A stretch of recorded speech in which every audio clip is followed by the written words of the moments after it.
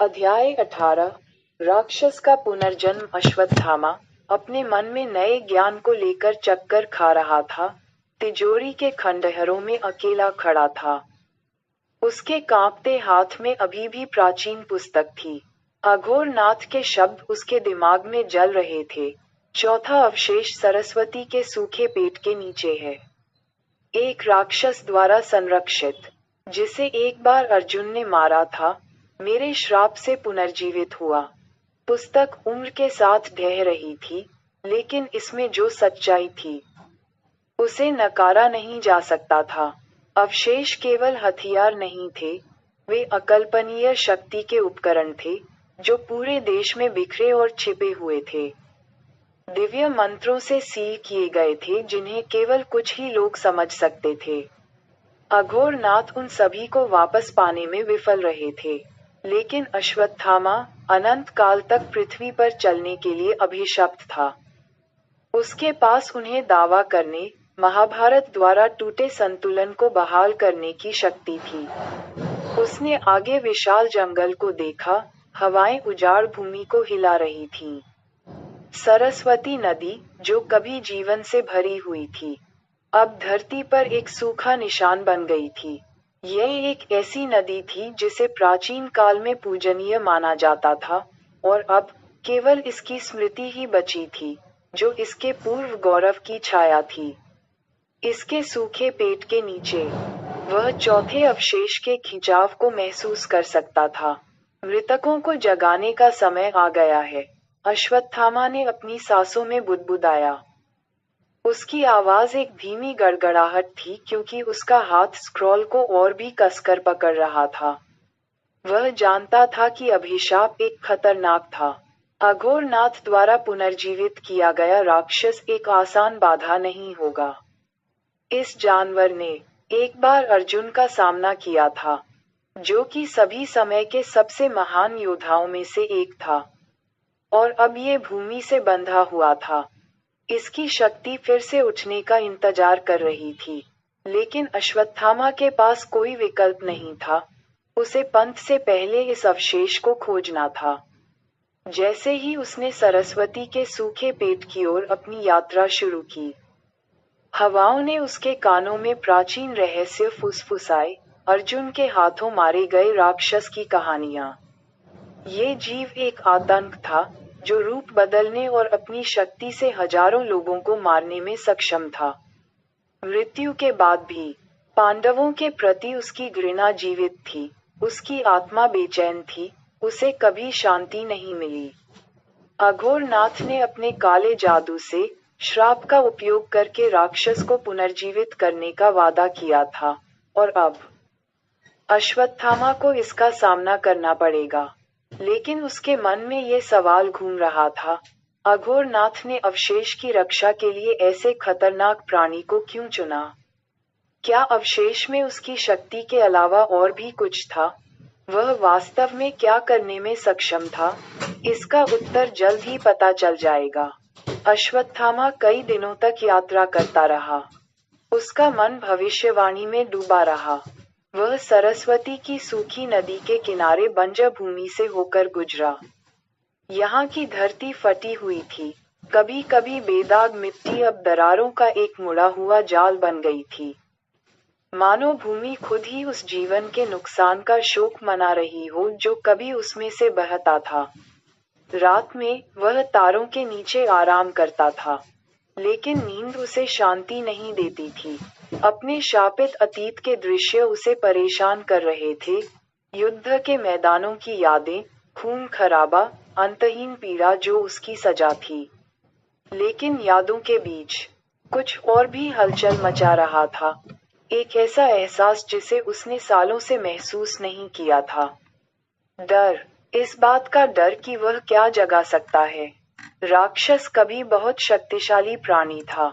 भाग्य के एक क्षण में अर्जुन द्वारा मारे जाने के बाद यह एक किंवदंती बन गया था, एक भयानक आकृति जिसने योद्धाओं और राजाओं के दिमाग को समान रूप से परेशान किया था। अब अघोरनाथ के श्राप से पुनर्जीवित होकर यह अपने स्वामी की प्रतीक्षा कर रहा था। और अश्वत्थामा अपनी सारी ताकत और ज्ञान के बावजूद डर रहा था कि वह इसे हरा नहीं पाएगा। वह भोर में सरस्वती के सूखे पेट के स्थान पर पहुंचा। सूरज बंजर परिदृश्य पर एक पीली रोशनी डाल रहा था। जगह भयानक रूप से शांत थी। पक्षियों या जानवरों की कोई आवाज नहीं थी, केवल कठोर हवा और दूर से गड़गड़ाहट की गड़गड़ाहट। उसके पैरों के नीचे की जमीन गर्म महसूस हुई। लगभग ऐसा लगा जैसे धरती के नीचे कुछ हिल रहा हो। अश्वत्थामा घुटनों के बल बैठ गया और फटी हुई मिट्टी पर अपना हाथ दबाया। उसकी उंगलियों ने किसी ठंडी और धातु जैसी चीज को छुआ। जमीन में एक हल्का कंपन दौड़ रहा था। एक गुर्राहट के साथ उसने अपने हाथों को धरती में खोदा, मिट्टी को चीर दिया और एक बड़ी पत्थर की वेदी को प्रकट किया, जिस पर प्राचीन प्रतीकों को अंकित किया गया था। अघोरनाथ की पुस्तक से वही प्रतीक। यह वही था, वह स्थान जहां चौथा अवशेष सील किया गया था। जैसे ही उसने वेदी की जांच की, अश्वत्थामा को धरती से रेंगती हुई एक काली उपस्थिति महसूस हुई। तापमान गिर गया। गहराई से एक धीमी, कर्कश गड़गड़ाहट गूंजी। राक्षस ने उसके आगमन को महसूस कर लिया था।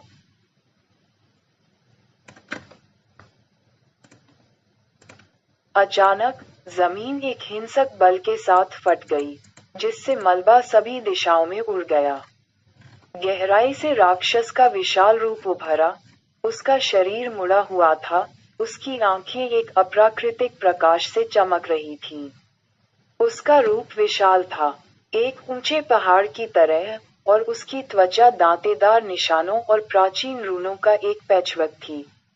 जानवर ने दहाड़ लगाई, उनके नीचे की धरती को हिला दिया। अश्वत्थामा ने अपनी तलवार उठाई। उसके दिल में डर के बावजूद उसकी पकड़ स्थिर थी। उसने पहले भी अनगिनत दुश्मनों का सामना किया था, लेकिन ये पूरी तरह से अलग था। राक्षस की शक्ति कच्ची, अदम्य और भयानक थी। तुम एक बार मारे गए थे, अश्वत्थामा ने जानवर की दहाड़ पर चिल्लाया। तुम फिर से मारे जाओगे। राक्षस की हंसी एक गहरी, गूंजती हुई आवाज थी जो हड्डियों को हिला रही थी। तुम अतीत की छाया के अलावा कुछ नहीं हो, अश्वत्थामा। आओ, मुझे दिखाओ कि तुमने अपने श्राप से क्या सीखा है। राक्षस ने दहाड़ते हुए उस पर हमला किया। उसके पंजे हवा में वार कर रहे थे, हर वार स्टील को चीरने में सक्षम था। अश्वत्थामा एक तरफ लुढ़क गया, लेकिन घातक पंजों से बाल बाल बच गया। वह जानवर के क्रोध की गर्मी को महसूस कर सकता था। उसके चारों ओर की हवा ऊर्जा से चटक रही थी। जैसे ही राक्षस ने फिर से हमला किया, अश्वत्थामा को पता था कि उसके पास केवल एक ही मौका है। उसे जानवर को हराने के लिए अवशेषों की शक्ति का उपयोग करना था, जिन्हें अघोरनाथ ने सील कर दिया था। लेकिन पहले उसे जीवित रहना था। अश्वत्थामा और राक्षस के बीच युद्ध जारी रहा, हर वार से धरती हिल रही थी। जानवर बेरहम था। उसके हमले सदियों के क्रोध और घृणा से भरे हुए थे। अश्वत्थामा की ताकत कम होती जा रही थी, लेकिन उसका संकल्प कभी डगमगाया नहीं। वह महसूस कर सकता था कि अवशेष की शक्ति उसे बुला रही है। लेकिन यह पर्याप्त नहीं था। अभी नहीं। राक्षस ने एक भयानक दहाड़ लगाई और अपना विशाल पंजा अश्वत्थामा की ओर घुमाया। लेकिन उसी क्षण वेदी से दिव्य प्रकाश की एक किरण चमकी, जिसने अंधेरे परिदृश्य को रोशन कर दिया। चौथा अवशेष, अर्जुन के श्राप द्वारा बंद किया गया हथियार, पत्थर से ऊपर उठने लगा। अश्वत्थामा मुस्कुराया। उसने इसे पा लिया था। अध्याय 19, लुप्त नदी का अभिशाप। एक समय की शक्तिशाली सरस्वती नदी, जो अब अपने गौरवशाली अतीत की मात्र छाया मात्र रह गई है, बंजर घाव की तरह भूमि पर फैल गई है। नदी का तल फटा हुआ और सूखा हुआ है। हवा में भूले हुए समय की गंध घुली हुई थी, और नीचे की धरती झुलस रही थी, मानो उसमें भी जीवन की भूख लगी हो। वह नदी जो कभी देवताओं के आशीर्वाद से बहती थी, ऋषियों के ज्ञान और प्राचीन सभ्यताओं की बुद्धि को अपने साथ लेकर बहती थी, अब खामोश और वीरान पड़ी थी। लेकिन ये खामोशी टूटने वाली थी। इस परित्यक्त भूमि के हृदय में, मुखौटेधारी पुजारिन कृत्या के नेतृत्व में, भूले हुए अवशेषों का पंथ आ गया था। वे सरस्वती की प्राचीन शक्ति के मूल की खोज कर रहे थे, जो नदी के सूखे पेट के नीचे छिपी हुई थी। यहीं पर वे चौथे अवशेष के असली आतंक को जगाएंगे। अनुष्ठान शुरू होने वाला था। सूखी नदी के बीच में खड़ी कृत्या ने अपनी भुजाएं आकाश की ओर उठाईं। उसकी आवाज में प्राचीन शब्द गूंज रहे थे, जो किसी भूली हुई प्रार्थना की तरह गूंज रहे थे। उसके चारों ओर पंथी घुटने टेके हुए थे। उनकी आंखें भक्ति में चमक रही थीं, क्योंकि वे पवित्र बर्तनों से रक्त को धरती में डाल रहे थे। प्रत्येक बूंद एक अभिशाप की तरह गिर रही थी। नदी के लिए एक बलिदान जिसने बहुत पहले ही भूमि को त्याग दिया था। अश्वत्थामा छाया से देख रहा था। उसने अपनी मुट्ठियां भींच लीं। वह हवा में हलचल महसूस कर सकता था। सूखी सतह के नीचे एक शक्तिशाली और प्राचीन ऊर्जा हिल रही थी। पंथी कुछ जगा रहे थे, कुछ ऐसा जिसे वह अभी तक समझ नहीं पाया था, लेकिन वह जानता था कि यह खतरनाक था। अगर वे सफल हो गए, तो इसका मतलब एक अकल्पनीय शक्ति का उदय होगा। वह आगे बढ़ा, उसके जूते फटी हुई धरती पर चरमरा रहे थे। उसका काला लबादा हवा में लहरा रहा था। ये नदी सूख गई होगी, अश्वत्थामा ने गर्जना की तरह अपनी आवाज में गर्जना की, लेकिन उसका क्रोध अभी भी बह रहा है। पंथी जम गए। उनकी आंखें उसकी ओर मुड़ गईं। कृत्या की नजर संकुचित हो गई। उसने उस आकृति को पहचान लिया जो उसके सामने खड़ी थी। शापित, शाश्वत पथिक अश्वत्थामा आ गया था। तुमने हस्तक्षेप करने की हिम्मत की? उसने पूछा। उसकी आवाज ठंडी और मजाकिया थी। अश्वत्थामा की आंखें अपवित्र आग से जल रही थीं। तुम एक नदी के क्रोध को जगाते हो जो बहुत पहले ही खत्म हो चुकी थी, उसने थूका। और सोचते हो कि तुम उस चीज को नियंत्रित कर सकते हो जिसे कभी छेड़ा नहीं जाना चाहिए था। कृत्या अपने मुखौटे के नीचे मुस्कुराई। चौथा अवशेष हमारा होगा। अश्वत्थामा, यहाँ तुम्हारा कोई स्थान नहीं है। बिना किसी चेतावनी के, अश्वत्थामा आगे बढ़ा। उसकी तलवार खींची हुई थी और वह अंधेरे ऊर्जा से चमक रही थी। उसके हमले तेज और शक्तिशाली थे, जो उसके रास्ते में आने वाले पंथियों को काट रहे थे।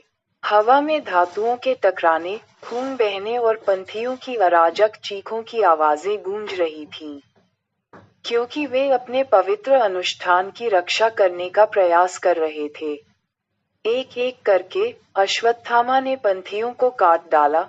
उसका क्रोध सदियों से चली आ रही यातनाओं से भरा हुआ था। उसका श्राप उसे हर लड़ी गई लड़ाई, हर खोए हुए दोस्त, देवताओं द्वारा चुराए गए हर पल की याद दिलाता था। उसने 6 पंथियों को काट डाला, इससे पहले कि वह पसीना भी बहाता। उसकी हरकतें हिंसा और सटीकता का एक धुंधलापन थीं। लेकिन जैसे ही वह कृत्या के पास पहुंचा, नकाबपोश पुजारिन ने अपनी भुजाएं उठाईं और एक गहरा मंत्र पढ़ा। रक्त माया। अश्वत्थामा के चारों ओर की हवा विकृत होने लगी। अंतरिक्ष एक भयावह भ्रम में बदल गया। उसकी दृष्टि धुंधली हो गई, और अचानक वह नदी के तल में नहीं था। वह हस्तिनापुर के भव्य दरबार में खड़ा था। उसके कानों में बहुत पहले के समय की गूंज भर रही थी। द्रौपदी की चीखें हवा में गूंज रही थीं। उसकी आवाज भ्रम को चीरती हुई उसके दिल में खंजर की तरह चुभ रही थी। उसने उसे कौरवों से घिरा हुआ देखा, दरबार में अपमानित। उसकी गरिमा को तार तार किया गया। अर्जुन के भूत के रोने की आवाज हवा में गूंज रही थी। एक आत्मा शून्य में खो गई थी, जो जीवित और मृत के दायरे के बीच फंस गई थी। नहीं, अश्वत्थामा चिल्लाया। उसकी आवाज बमुश्किल फुसफुसाहट की थी, क्योंकि अतीत की यादें उस पर टूट पड़ी थीं। कुरुक्षेत्र के युद्ध के मैदान, खून से लथपथ धरती, उसके भाइयों की मौत और अंतिम कड़वा विश्वासघात दृश्य उसके दिमाग पर चढ़ गए, उसे दुख और अपराध बोध में डुबो दिया। उसके पिता के मरते हुए शब्द, उसकी अपनी आत्मा की पीड़ा, कृष्ण के क्रोध से हमेशा के लिए शापित। लेकिन शाप बहुत मजबूत था। भ्रम ने उसे जकड़ लिया था। उसके घुटने मुड़ गए और वह जमीन पर गिर गया। उसकी दृष्टि धुंधली हो गई क्योंकि अतीत का वजन उस पर हावी हो गया। उसकी सांसें उखड़ी हुई थीं, उसका शरीर कांप रहा था, लेकिन वह बच नहीं सका। वह इससे लड़ नहीं सकता था। कृत्या की हंसी दूर से गूंज रही थी, एक क्रूर ध्वनि जिसने उसकी लुप्त होती चेतना को चीर दिया। सो जाओ, अश्वत्थामा, उसने फुसफुसाते हुए कहा, उसकी आवाज में विजय की झलक थी। चौथा अवशेष हमारा होगा, और इसके साथ दुनिया हमारे सामने घुटने टेक देगी। अश्वत्थामा की दृष्टि काली हो गई क्योंकि वह शक्तिशाली भ्रम के आगे झुक गया। उसका मन बेहोशी में चला गया। जब अश्वत्थामा बेहोश पड़ा था, तब पंथ ने अपना मंत्र जारी रखा। खून की आखिरी बूंद नदी के बीच में पवित्र गड्ढे में गिरी, और इसके साथ ही धरती कांप उठी। जमीन फट गई क्योंकि एक प्राचीन शक्ति गहराई से उठने लगी। राक्षस वंशराव का पुनर्जन्म हुआ।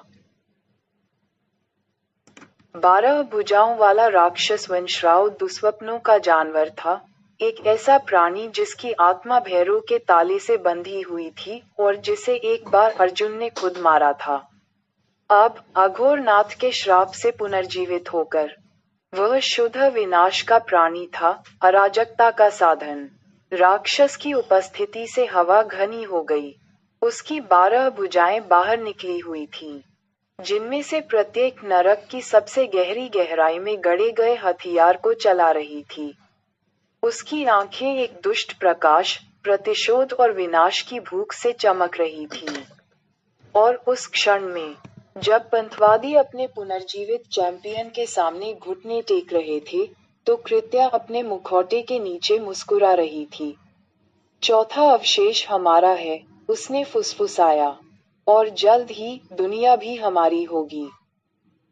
अगला अध्याय सुनने के लिए इस वीडियो को लाइक करें और इस चैनल को सब्सक्राइब करें। सुनने के लिए धन्यवाद।